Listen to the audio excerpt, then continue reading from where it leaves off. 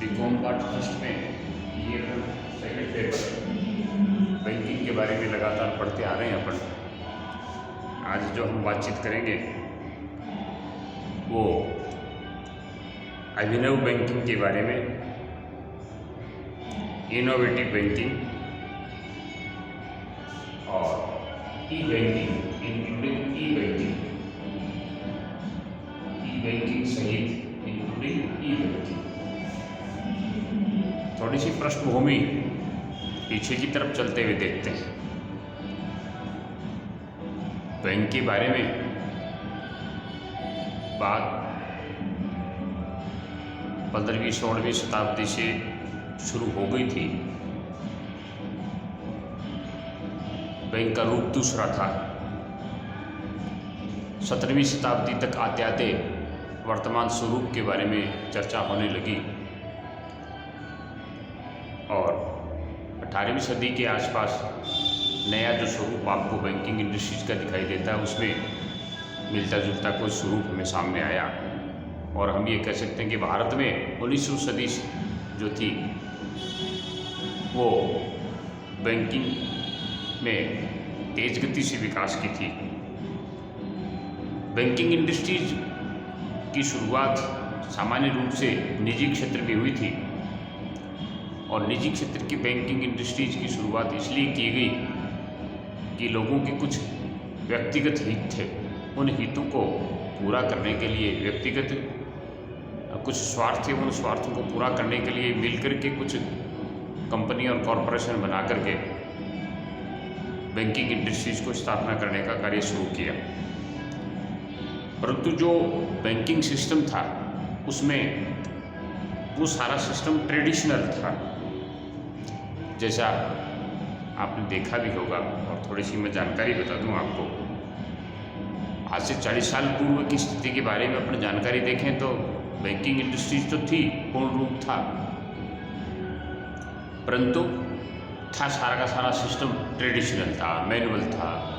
यूँ कह दीजिए कि बहुत बोझिल सा लगता था। जैसे बैंक में जाना है, फिर मुद्रा लेनी है, फिर एंट्री करवानी है, फिर खाता देखना है।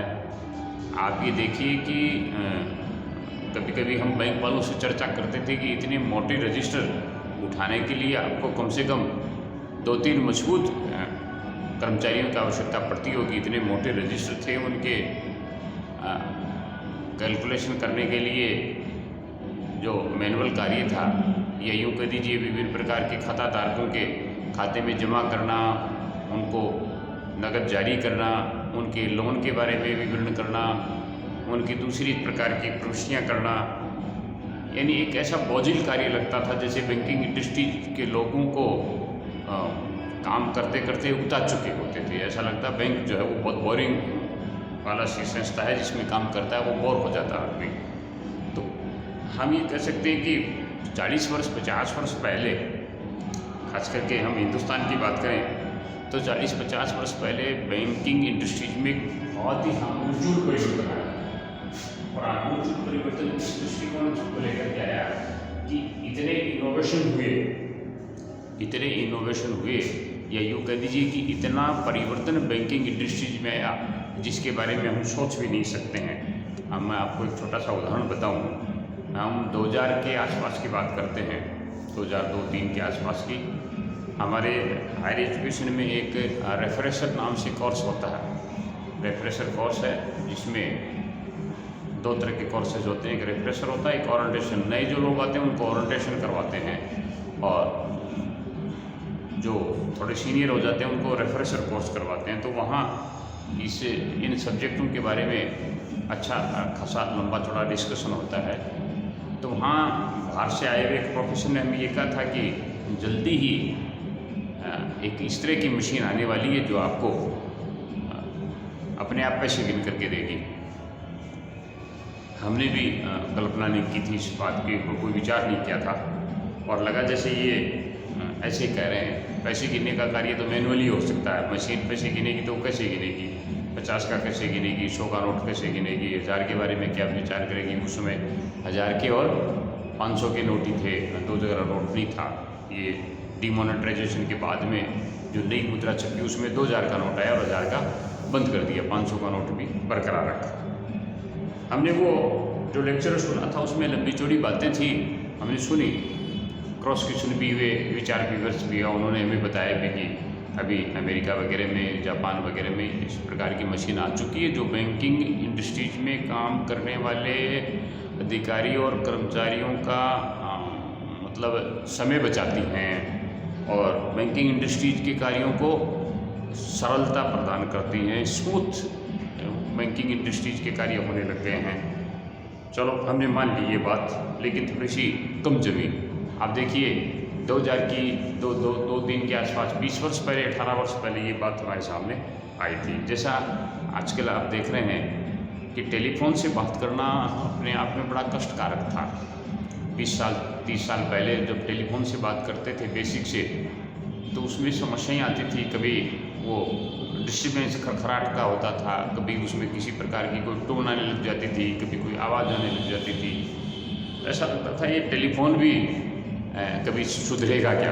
और देखते देखते आमूलचूल परिवर्तन आ गया। हर व्यक्ति की जेब में टेलीफोन है, हर व्यक्ति के घर में टेलीफोन है, हर व्यक्ति के हर स्थान पे टेलीफोन है और कहीं से भी किसी भी राष्ट्र में बात कर सकता है। जबकि पहले राजस्थान के जो लोग थे वो खाड़ी देशों में ज़्यादा रहते थे और खाड़ी देशों के लोगों से बात करने के लिए आप ये मानो उस समय हज़ारों रुपये लगते थे। जो STD और ISTD कॉल था, आपने देखा होगा, पहले बूथ बने थे, STD और ISTD के बूथ बने थे। आजकल के बच्चों को तो ध्यान भी नहीं होगा। और वो बूथ जल्दी ही गायब इसलिए हो गए कि दूर संचार में एक बहुत बड़ी क्रांति आई। तो इसी प्रकार बैंकिंग इंडस्ट्रीज में भी एक ज़बरदस्त क्रांति आई। वो क्रांति थी इनोवेटिव बैंकिंग की, यानी बैंक में इनोवेटिव बैंकिंग का मतलब बैंकिंग इंडस्ट्री में बहुत तेज़ गति से ड्राफ्टिंग परिवर्तन हुआ, बहुत फास्ट, बहुत ज़बरदस्त तरीके से परिवर्तन आया। और जो आप बैंक का स्वरूप देख रहे हो वो कहीं नहीं था।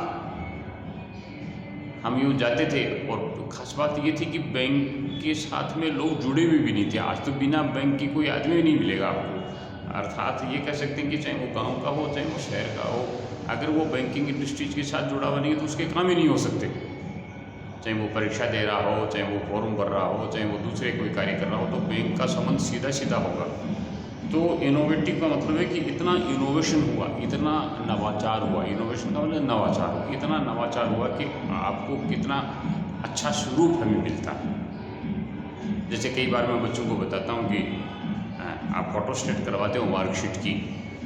हम मार्कशीट की जो फोटोस्टेट की बजाय हमारी मार्कशीट मैनुअल बनती थी। मेरी जो मार्कशीट है वो मैनुअल सारी व्यक्ति के द्वारा बनाई गई है। वहाँ जो TR थी, अपनी रिजल्ट शीट थी, उस रिजल्ट शीट से बैठ करके बाबू वगैरह जो थे सेक्शन ऑफिसर्स वो तैयार करते थे। अब ऑटोमेटिक सिस्टम आ गया, आप ऑनलाइन अपने नंबर हम चढ़ाते हैं और वो नंबर आप लोगों के और वो जा करके अपने आप ही आपकी मार्कशीट तैयार हो जाती है। इसी प्रकार बैंकिंग इंडस्ट्रीज में देखो आप कितना ज़बरदस्त परिवर्तन आया। आप पैसे जमा कराने की बात करते हो, आप पैसे लेने की बात करते हो, ये मैं समझता हूँ कल्पना नहीं कर सकते हम कि रात को भी पैसे मिल सकते हैं क्या बैंक से, जबकि हमें रात को पैसे मिलते हैं। तो ज़बरदस्त इनोवेटिव हुआ। दूसरा इंक्लूडिंग ई बैंकिंग। ई बैंकिंग का मतलब है इलेक्ट्रॉनिक बैंकिंग। ई बैंकिंग का मतलब है इलेक्ट्रॉनिक बैंकिंग। आजकल इलेक्ट्रॉनिक खुद देख रहे हो आप, इलेक्ट्रॉनिक मीडिया देख रहे हो आप, इलेक्ट्रॉनिक मशीनें देख रहे हो आप, कंप्यूटर देख रहे हो आप, ये सारी चीज़ें हैं। इलेक्ट्रॉनिक ई बैंकिंग का मतलब इलेक्ट्रॉनिक बैंकिंग में आपको कुछ नहीं करना पड़ता, वो सारी सिस्टम वही करता है। मैं घर बैठ करके मेरे खाते को ऑपरेट करता रहता हूँ। जो बच्चे आपके साथ के जो अच्छे से कंप्यूटर जानते हैं, जिनकी मदद लेकर के मैं मेरे बैंक अकाउंट को ऑपरेट कर सकता हूँ। आप कल्पना कर सकते हो कि बैंक के खाते को मैं देख लूँ और मैं उसमें ऑपरेट कर लूँ। मैं उसकी राशि को दूसरे खाते में भेज सकता हूँ, मैं दूसरे खाते से मेरे खाते में मंगा सकता हूँ, मैं किसी को पैसे खाते से माध्यम से दे सकता हूँ, मैं मेरे बिजली के बिल जमा करा सकता हूँ, मैं टेलीफोन का बिल जमा करा सकता हूँ। तो आप देखिए इलेक्ट्रॉनिक बैंकिंग के माध्यम से कितना ज़बरदस्त परिवर्तन हुआ। और परिवर्तन भी इस कदर हुआ कि सारे बैंकिंग इंडस्ट्रीज में कंप्यूटराइजेशन हो गया। आज से 10 वर्ष पहले जब कंप्यूटराइजेशन का दौर चल रहा था तो बहुत सारे लोग ऐसे थे जो हमारे से थोड़ा सा पहले बैंक इंडस्ट्रीज में गए थे, उन्होंने कहा था कि अब हमें नौकरी छोड़नी पड़ेगी। मैंने कहा क्या हो गया? कि वो नया सिस्टम डेवलप हो रहा है, वो हम नहीं जानते। तो अब जो बच्चा आ रहा है वो कंप्यूटर भी जानता है, वो ई बैंकिंग भी जानता है, वो इलेक्ट्रॉनिक मीडिया को भी जानता है, वो मोबाइल को ऑपरेट करना भी जानता है, वो सारे नए सिस्टमों को भी अच्छी तरह से जानता है। तो हम कह सकते हैं कि ये एक बैंकिंग इंडस्ट्रीज में बहुत ज़बरदस्त परिवर्तन। आप देखिए, एक पासबुक को पूरा कराने के लिए घंटों लाइन में लगना पड़ता था, एक एंट्री को करवाने के लिए कि साहब देखिए मेरे खाते में पैसे आए कि नहीं आए, इस बात की जानकारी के लिए घंटों लाइन में लगते थे। आज आपको लाइन में लगने की आवश्यकता नहीं है, घंटों नहीं मिनटों में लगने की आवश्यकता नहीं है। अपने घर बैठे रहिए और घर बैठ करके आप सारी व्यवस्था को अच्छी तरह से संभाल सकते हैं। तो हम ये कह सकते हैं कि बैंकिंग इंडस्ट्रीज में जो ज़बरदस्त परिवर्तन आया, कंप्यूटराइजेशन का सिस्टम तैयार हुआ, ये ई बैंकिंग सिस्टम हुआ। फिर आपको क्रेडिट कार्ड और डेबिट कार्ड, दो तरह के कार्ड दिए गए कि आप जिससे माल भी खरीद सकते हो, इससे पैसे भी निकलवा सकते हो, आप कहीं पैसे का ट्रांसफ़र भी कर सकते हो, इसके माध्यम से आप जमा भी कर सकते हो। फिर आपको और सरल कर दिया गया कि साहब कंप्यूटर सबके पास नहीं है, तो मोबाइल बैंकिंग शुरू कर दी बैंकों ने। मोबाइल बैंकिंग का काम भी शुरू हो गया, मोबाइल के माध्यम से सारे काम होने लगे। फिर और सरल कर दिया, वायरलेस एप्लीकेशन शुरू हो गई, आपको जो काम करना है उसके माध्यम से भी आप काम कर सकते हो। तो कहने का मतलब है कि बैंकिंग इंडस्ट्रीज में इतना ज़बरदस्त इनोवेटिव सिस्टम तैयार हुआ कि जिसके बारे में हम सोच भी नहीं सकते, और वो मात्र 10 वर्षों में तैयार हो गया, मात्र 10 वर्षों में तैयार हो गया। और आने वाले समय में तो मैं समझता हूँ प्रत्येक व्यक्ति बैंकिंग से जुड़ेगा तो, और उसके साथ साथ इतना सरल हो जाएगा काम, इतना सरलीकरण हो जाएगा। अब तो आजकल आपके सब्जेक्ट में भी कंप्यूटर सब्जेक्ट आ गया है जिसको आप पढ़ते हैं, जिसको पढ़ना आवश्यक है आपके लिए। तो इस तरह का एक नया सिस्टम हमारे यहाँ डेवलप हो रहा। तो इनोवेटिव बैंकिंग में इतने सारे, मोबाइल बैंकिंग की बात कर सकते हैं अपन, या ई कंप्यूटर की बात कर सकते हैं, कहीं भी हम रुपए का आदान प्रदान कर सकते हैं, घर बैठे सारी बैंकिंग सिस्टम को हम ऑपरेट कर सकते हैं। तो ये मान लीजिए कि बैंकिंग इंडस्ट्रीज को एक नया जीवन दान मिला, बैंकिंग इंडस्ट्रीज में एक नयापन आया, इनोवेशन हुआ, नवाचार हुआ, और वो नवाचार ग्राहकों के लिए इतना फायदेमंद रहा, इतना ग्राहकों को अच्छा रहा उनके लिए कि उनका समय बच गया, उनके फालतू का जो आना जाना था वो नहीं रहता। फिर उसके साथ ही जितने भी इधर से उधर ट्रांसफ़र करने में जो चार्जेज लगते थे उनमें कमी आ गई। फिर आप अपने खाते को खुद ऑपरेट करते हो तो उसके बारे में आपको अच्छे से जानकारी होने लग गई। फिर दूसरी जो फैसिलिटीज आपको एक जगह से दूसरी जगह चेक के माध्यम से, डीडी के माध्यम से करनी पड़ती थी, वो रियल टाइम जो मनी ट्रांसफ़र का सिस्टम है, आरटीजीएस इसको बोलते हो, वो करने लग गई। बहुत सारी फैसिलिटी बैंकिंग इंडस्ट्री में डेवलप हो गई। तो ये नवाचार और ई बैंकिंग का एक कुछ महत्वपूर्ण बातें थी जिनके बारे में अपन ने चर्चा की।